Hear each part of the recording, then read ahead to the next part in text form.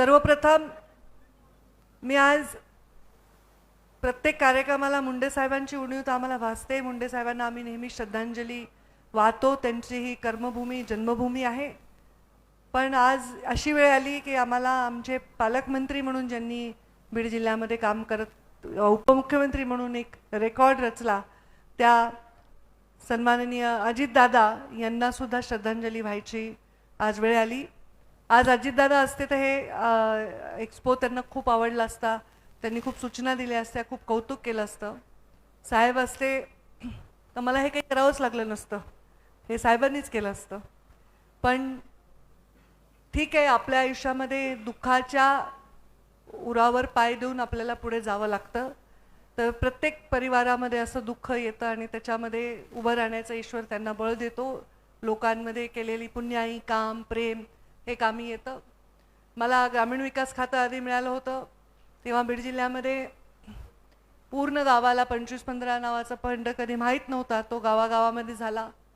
गावागावामध्ये पाण्याच्या योजना, ग्रामपंचायतचे कार्यालय, पंचायत समिती एकही नव्हती बीड जिल्ह्यामध्ये, पंचायत समितीचे इमारत, जिल्हा परिषद, मुख्यमंत्री ग्राम सडक योजना, जलयुक्त शिवार, जेथे मी जेव्हा मंत्री झाले ते 2,500-3 हजार टँकर होते, ते टँकर मुक्त जिल्हा करण्याचा जे प्रवास होता, असे अनेक कामं करता आले।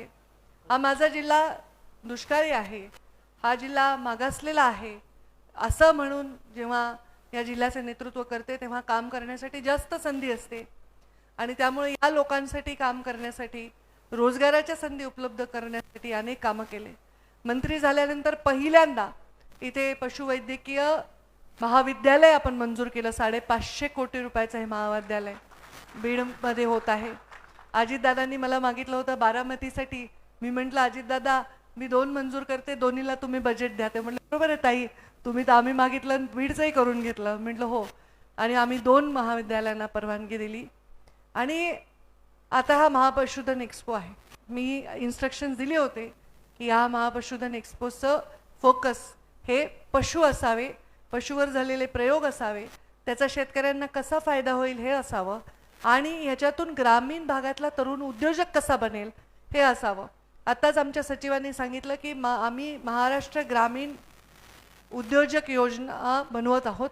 त्यांचा आग्रह आहे की त्याला पशुधन नाव द्यावं, कारण पशुधन खात्याची योजना आहे।